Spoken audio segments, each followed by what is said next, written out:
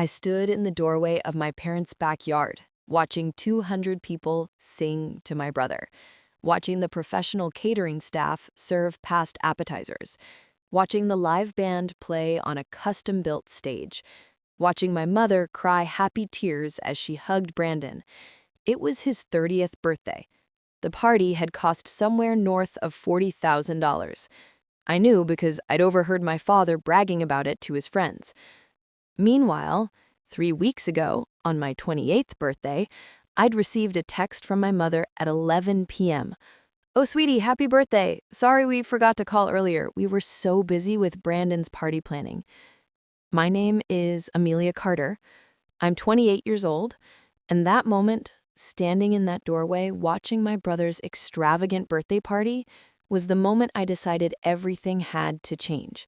But to understand why, you need to know the history, the pattern, the lifetime of forgotten birthdays while my brother got celebrations that belonged in magazines. I'm the older sibling, born first. You'd think that would mean something. It didn't. Brandon came along 2 years later, and from that moment on, I became invisible.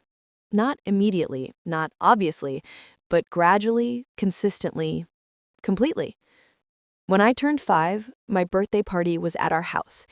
Cake from the grocery store, a few neighborhood kids. Basic. Fine for a 5-year-old. When Brandon turned 5, my parents rented out a children's museum, hired performers, custom cake from a fancy bakery, 50 guests.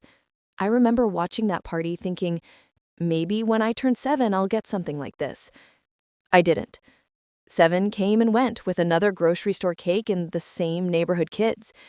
Brandon's 7th birthday was at a theme park, private section, catered lunch, 100 guests. The pattern continued. Every year. My birthdays got smaller, quieter, more forgettable. Brandon's got bigger, louder, more extravagant. By the time I was 13, my parents had stopped throwing me parties altogether. They'd take me to dinner, just the 4 of us, maybe give me a gift, then spend the entire meal talking about Brandon's upcoming birthday. What theme he wanted, what venue, what entertainment. When I was 16, my birthday fell on a Saturday. Perfect party day. My parents took me to brunch, 11 a.m. We were done by 12:30. That evening, they hosted a planning meeting for Brandon's 14th birthday party at our house. I spent my 16th birthday watching my mother make seating charts for my brother's party that was 3 months away. When I turned 18, I'd hoped for something special. Milestone birthday, adulthood, maybe they'd make an effort. They took me to dinner again. Nice restaurant this time. Got me a laptop for college. It was a good gift, practical. Then spent dessert discussing whether Brandon's 16th birthday should be at a country club or a yacht club. They went with the yacht club. Cost them $25,000. I know because my mother complained about the expense while asking me to babysit Brandon's friends during the party. I was in college by then, studying finance. Good student. Made Dean's List. My parents said congratulations when I told them, then immediately changed the subject to Brandon's latest achievement. He'd made the high school baseball team. They were so proud. So very proud. I want to be clear. I don't blame Brandon. Not really. He didn't ask for this, didn't demand the favoritism. He was just the recipient of our parents' inexplicable preference.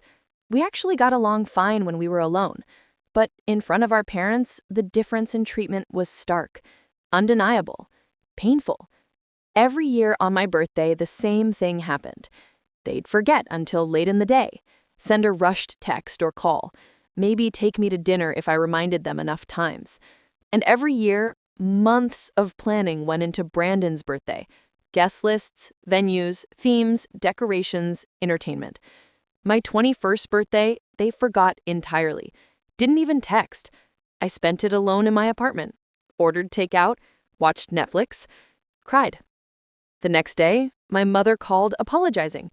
We were just so overwhelmed with work and Brandon's graduation party planning. You understand, right? I said I understood. I always said I understood. Because what else could I say? That it hurt? That I felt invisible? that I'd spent 21 years watching them pour love and money and attention into my brother while I got scraps and afterthoughts? I'd tried saying those things before, when I was younger, teenage years. Each time my parents got defensive. You're so sensitive. We love you both equally. Brandon just needs more attention. He's more social. These events are important to him. As if wanting attention made you more deserving of it. As if being introverted meant you should accept less love. My 25th birthday, I decided to test something. I didn't remind them it was coming. Didn't mention it at all. Wanted to see if they'd remember on their own. They didn't. The day came and went. No text, no call, nothing. 3 days later, my mother called about something unrelated. During the conversation, she suddenly gasped. "Oh my God, Amelia! Your birthday was this week, wasn't it? Was it Tuesday?" "It was Tuesday, Mom. I'm so sorry, sweetie. Things have been so crazy. Brandon's considering graduate schools, and we've been helping him visit campuses. You should have reminded us." "I shouldn't have to remind you the day I was born." She went quiet, then said in a tight voice, "You're right, I'm sorry. We'll make it up to you." They never did. My 26th birthday, same thing. Forgotten until I mentioned it, rushed apology, promised to make it up to me, empty promise. My 27th birthday, I spent it with friends. Didn't tell my parents beforehand. They texted me at 10 p.m. "Just remembered it's your birthday. Hope you had a good day." I didn't respond. Meanwhile, 2 months later, Brandon turned 29. The party was at a rented mansion. Full bar, DJ, professional photographer, fireworks. 300 guests. Cost estimated at $35,000. I went to that party. Watched everyone celebrate my brother. Watched my parents beam with pride.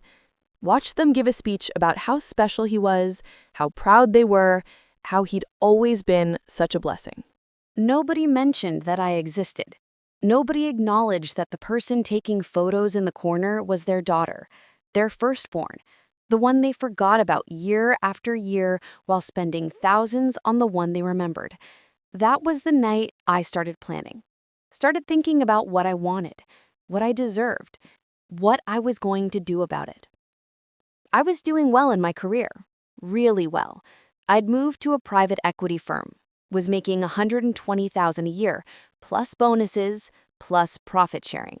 I had money, more money than I'd ever had, more money than my parents knew about, because they never asked, never inquired about my career or salary or success. Too busy focused on Brandon. So I decided something. For my 28th birthday, I was going to throw myself the party I deserved, the party I'd never gotten, the party they'd given Brandon a dozen times over, but never once thought to give me. And I wasn't going to invite them. Not my parents, not Brandon, not anyone from my family. Just my friends, my colleagues, my chosen family, the people who actually showed up for me. I started planning 3 months in advance. Booked a venue, beautiful rooftop space downtown, panoramic city views, capacity for 150 guests. Cost $8,000 just for the space. Hired an event planner. She was expensive, but worth it. Together we designed everything. Color scheme, decorations, timeline, menu, entertainment. I wanted it perfect. Wanted it to be everything my parents had never given me. Catering was next. I hired the same company my parents had used for Brandon's last 3 birthdays. The irony felt appropriate. Past appetizers, sit-down dinner, 3-course meal, full bar, all top shelf. Cost $18,000. Then entertainment. I hired a live band, 8-piece ensemble, could play everything from jazz to current pop. They'd play during cocktail hour and dinner. Cost $6,000. Photographer and videographer. I wanted this documented. Wanted proof that I was worth celebrating. Cost $4,000. Decorations were next. My event planner went all out. Custom centerpieces, dramatic lighting, floral arrangements that cost more than some people's cars. A photo backdrop with my name in lights, literally. Custom neon sign that said Amelia. Cost $9,000. Invitations were custom designed and letterpress printed, sent to 150 people, friends from college, colleagues from work, people I'd met through various professional networks, people who knew me, saw me, valued me. Everyone RSVP'd yes, because these were people who showed up, people who cared. Total cost for invitations and postage, $2,000. I got a dress, custom made, designer I'd always admired, midnight blue, fitted, stunning. Cost, $3,000. Did my math. The party was going to cost just over $50,000, more than any single party my parents had thrown for Brandon. I could afford it, had been saving, and more importantly, I deserved it. Deserved one night where I was celebrated, where I was the priority, where people showed up because they wanted to honor me. 2 weeks before the party, my mother called. Wanted to discuss Brandon's 30th birthday party. It was coming up in 2 months. She wanted my input on venues. I listened to her talk for 10 minutes about her ideas, the country club, the botanical gardens, maybe a beach resort. Then she asked, "So, what do you think?" "I think you should do whatever Brandon wants." "Well, yes, of course, but you know the family dynamic. You're so good at this stuff." "Am I? When have I ever planned anything?" "You're organized, detail-oriented. You could help." "I'm actually busy with something." "Oh, what's that?" "I'm planning an event." "For work?" "For myself, actually. My birthday's in 2 weeks." "Oh, right, your birthday. Are you doing something special?" "I am. Having a party." "Oh, how nice. Nothing too extravagant, I hope." "Why would you hope that?" "Well, you know, birthdays aren't that important once you're an adult. Not like milestone birthdays." "Aren't all birthdays milestones when you've forgotten most of them?" "Amelia, that's not fair. We've never forgotten your birthday." "You forgot it completely when I turned 25. That was one time, and we apologized. It's every time, Mom. Every single year you forget until late in the day, if you remember at all. That's an exaggeration." "Is it? When's my birthday?" "What?" "When is my birthday? Tell me the date." It's November?" "Try again." "Is it October?" "It's September 17th, Mom. It's been September 17th for 28 years, and you don't know it." "Of course I know it. I just got confused for a second." "When's Brandon's birthday?" "May 14th. No hesitation. See? You know his instantly. Because you plan his parties for months. You count down to his birthday like it's a national holiday. And mine? You can't even remember the month." "I think you're being unfair." "I think I'm being honest." "Well, fine. Have your party. I hope it's everything you want." "It will be, because I'm making sure of it." I hung up, felt guilty for maybe 3 seconds, then remembered 28 years of forgotten birthdays and felt nothing but resolve. 1 week before the party, my father called. "Your mother is upset." "Okay." "She said you were rude to her." I was honest with her. "About what?" "About the fact that she doesn't remember my birthday, but remembers his instantly." "Amelia, this is getting old." "What's getting old? This victim complex you have about your brother?" "Victim complex?" "Yes, you've always been jealous of Brandon." "Jealous? I'm stating facts. She doesn't know my birthday. She knows his. That's not jealousy, that's observation." "You're making a big deal out of nothing." "Nothing? You've thrown Brandon extravagant parties his entire life. And me? Grocery store cake and forgotten phone calls. But that's nothing?" "You always had parties when you were younger." "Until I was 13. Then they stopped." "Because you said you didn't want them." "I never said that." "You implied it. You were always so quiet, so reserved. We thought you didn't like being the center of attention." "So you decided I didn't deserve to be celebrated." "We celebrated you in our way." Your way was forgetting my birthday entirely and spending $50,000 on Brandon's. That's ridiculous. Is it? How much was his yacht club party when he turned 16? I don't remember. $25,000.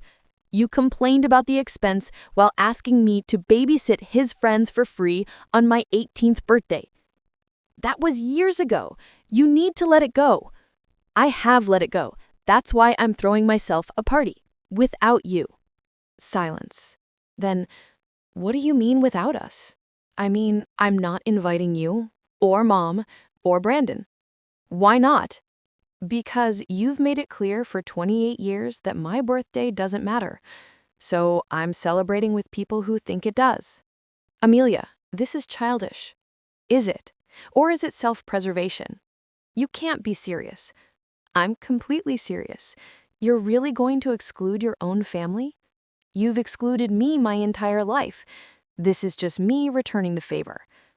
We've given you everything. You've given me leftovers after you'd filled Brandon's plate, and I'm done accepting them. Your mother is going to be devastated.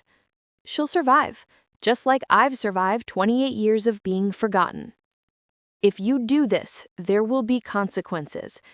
There already have been consequences. I just don't think you've noticed them. He hung up. I felt shaky but certain. This was the right choice. The only choice. 3 days before the party, Brandon called. Hey, can we talk? Sure. Mom and Dad are really upset. I know. They said you're not inviting us to your birthday party. That's correct. Why? Because I want to celebrate with people who actually remember my birthday. That's not fair, isn't it? Brandon, you've had elaborate parties your entire life. I've had forgotten phone calls. Don't you see the difference? I didn't ask for those parties. I know, but you got them anyway, while I got nothing. Amelia, I'm sorry. Sorry doesn't change the pattern. Sorry doesn't give me back 28 years of feeling invisible. What do you want me to do? Nothing. This isn't about you. It's about me, finally making myself a priority. You're going to regret this. Maybe, but I doubt it. We hung up. 2 days before the party, my mother left a voicemail. Amelia, please reconsider. We're your family. We love you. We want to be there. Call me back. I didn't call back. The day before the party, my event planners sent me the final timeline. Everything was confirmed. Catering, band, photographer, decorations. It was really happening. I was really doing this. The morning of my birthday, I woke up at 7 a.m., checked my phone, no messages from my family. Interesting. Usually by now they'd have sent a rushed happy birthday text. Maybe they were making a point. Maybe they were hurt. Either way, I had a party to get ready for. I spent the day at a spa.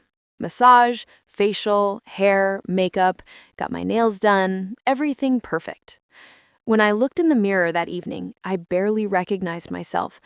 I looked radiant, confident, happy.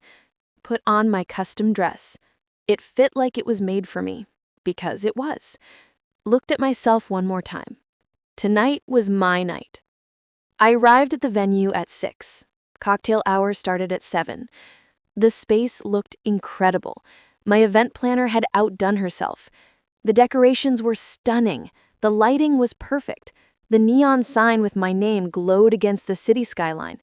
It was everything I'd imagined, better. Guests started arriving at 7. Friends from college I'd stayed close with, colleagues from my firm, people I'd met through professional organizations. Everyone was dressed up. Everyone was excited. Everyone was there for me. By 7:30, the space was full. 120 people had shown up. 120 people who remembered my birthday, who wanted to celebrate me, who thought I was worth their time. The band started playing. Waiters circulated with appetizers and champagne. People mingled and laughed. The energy was incredible. I moved through the crowd, greeting everyone, accepting birthday wishes, feeling seen. feeling valued, feeling celebrated. At 8, dinner was served. 3 courses, beautifully plated, delicious. Everyone sat at round tables with gorgeous centerpieces. The conversation was lively, warm, real. These were my people, my chosen family. At 9, my best friend Jessica stood up to give a toast. Everyone quieted down. She talked about meeting me in college, about how kind I was, how driven, how I showed up for people, how I deserved this celebration and so much more. Everyone raised their glasses. To Amelia, she said, may this be the first birthday where you're celebrated the way you deserve. Everyone cheered. I felt tears starting but held them back. This was too perfect to cry through. The band played for another hour. People danced, laughed, celebrated. At 10, they brought out the cake, custom designed, 3 tiers, covered in flowers, sparklers on top. Everyone sang happy birthday. I made a wish, blew out the candles, cut the cake. It was perfect. All of it. The party went until midnight. By the end, my face hurt from smiling, my feet hurt from standing in heels, but my heart was full. Fuller than it had been in years, maybe ever. As the last guests left, thanking me for an incredible evening, I stood on the rooftop looking at the city lights. I'd done it. I'd thrown myself the party I deserved, and it had been worth every penny, every bit of planning, every ounce of courage it took to not invite my family. The next morning, I woke up to 67 text messages from friends thanking me for the party, sharing photos, saying it was the best party they'd been to in years. I scrolled through them all, smiling. Then I saw 3 messages from unknown numbers. Opened them. First one was from my mother, using a different phone. Amelia, I hope you're happy. You've hurt this family deeply. What you did last night was selfish and cruel. Second message was from my father, also from a different number. Your mother is devastated. I hope whatever point you were trying to make was worth it. Third message was from Brandon.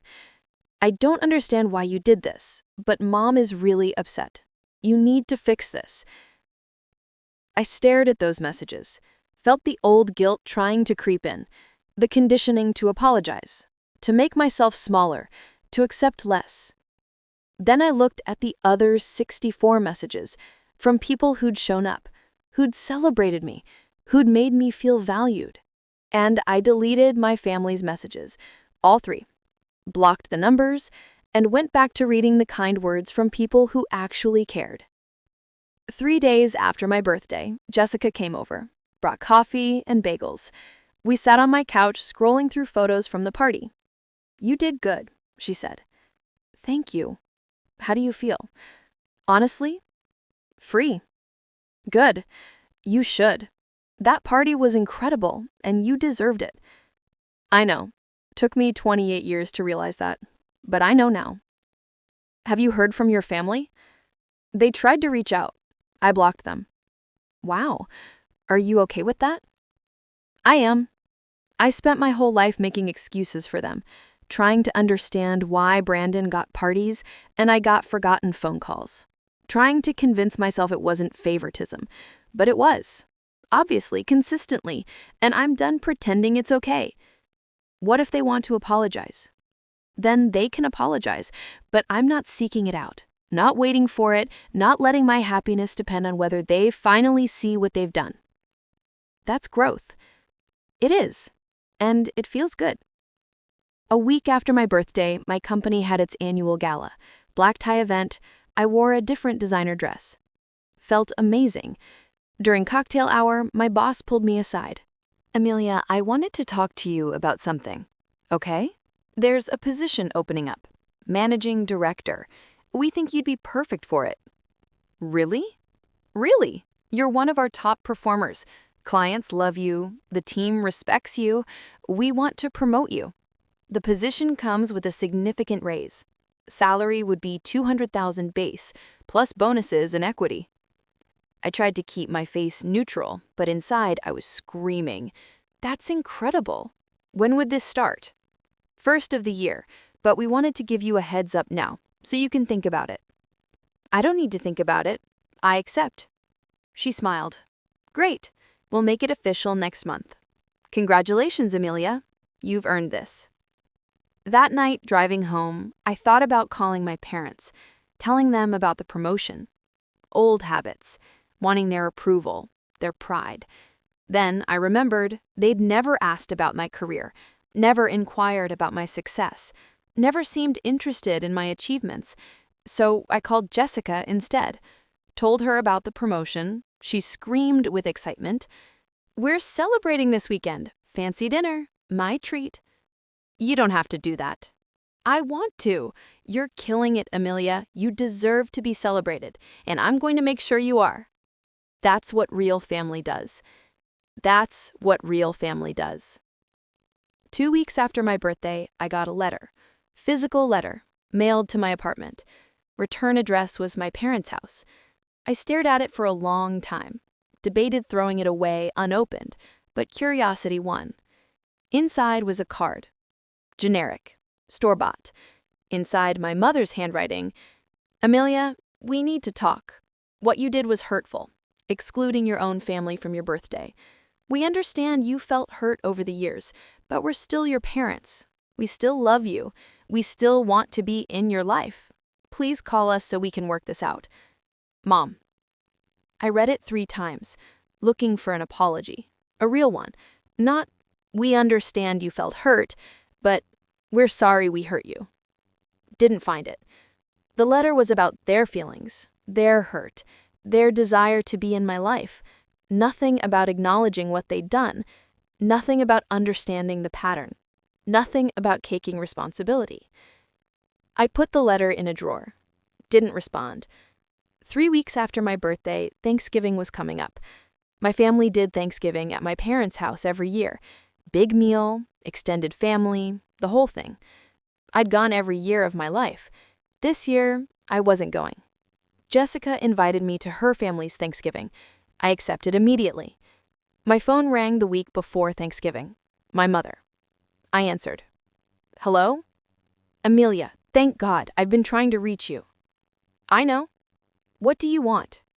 What time are you coming for Thanksgiving?" "I'm not." "What do you mean you're not? I'm spending it with friends." "You can't be serious." "I'm completely serious." "Amelia, this is family Thanksgiving. You have to be here." "I don't have to be anywhere, especially not somewhere I'm an afterthought." "You're not an afterthought." "Then why don't you know my birthday? Why did I spend 28 years being forgotten while Brandon got lavish parties?" "We've been through this." "Have we? Because I haven't heard an actual apology." "We said we're sorry." "You said you understand I feel hurt. That's not the same as apologizing for hurting me." "What do you want from us?" "I want you to acknowledge what you did, to really see it, to understand that it wasn't just about parties. It was about value, about showing me that I mattered less, that I was less important, less worth celebrating, less worth remembering. That's not what we meant.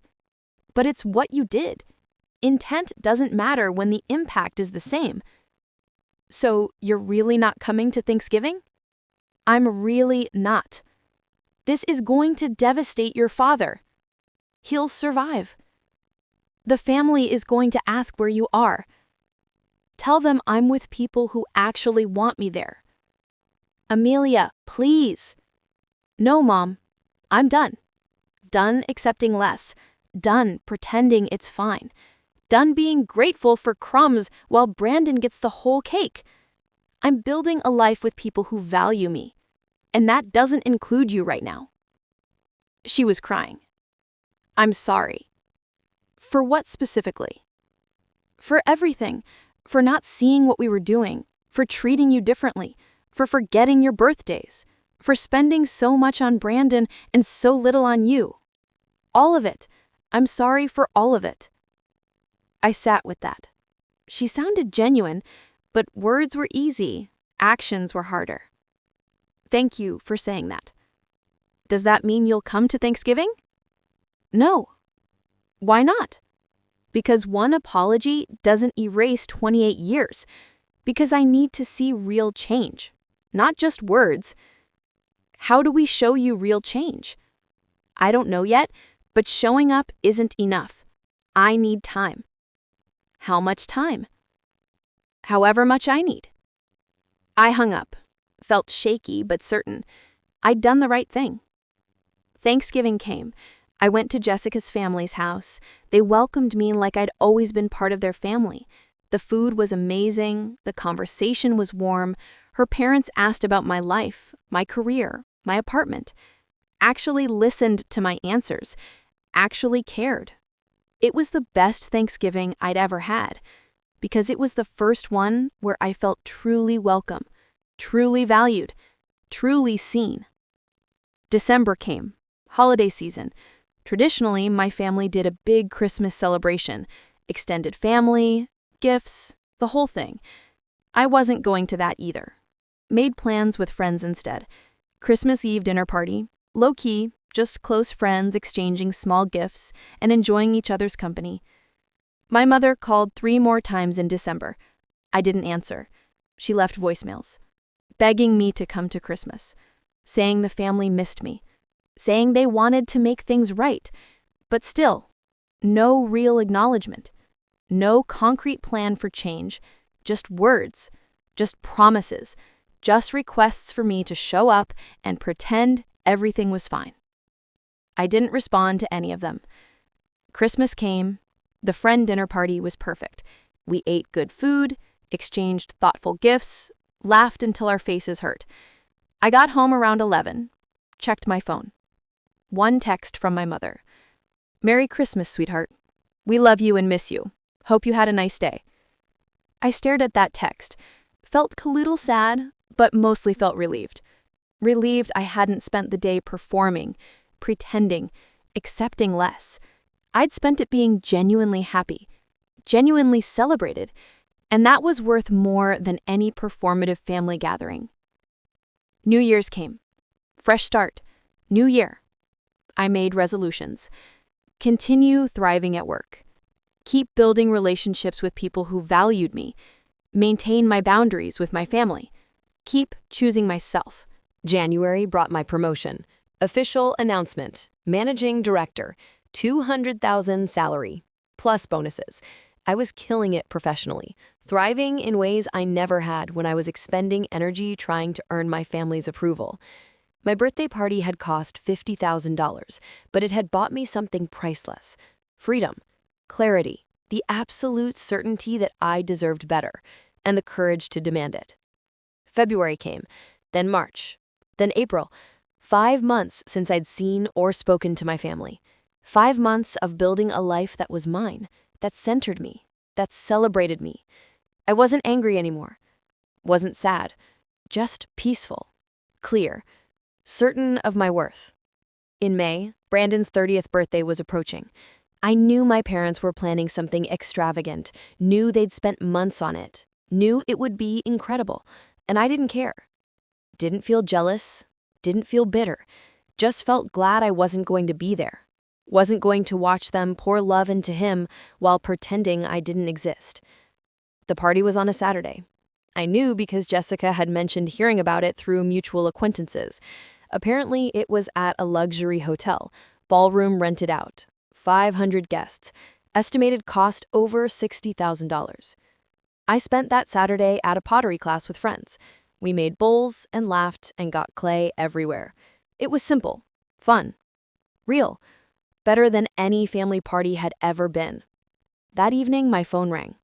Unknown number. I almost didn't answer, but something made me pick up. Hello? Amelia? It's Brandon. Hi. How did you get this number? From a mutual friend. I had to talk to you. Okay. The party was today. My birthday party. I know. You should have been here.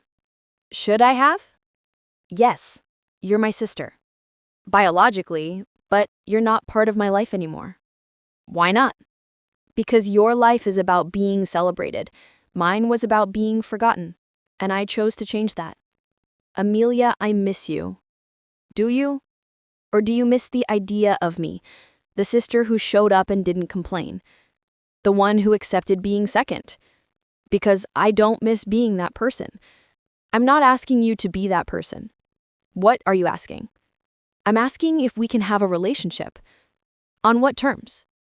Equal terms, where we both matter, where we're both valued. Can you give me that? I can try.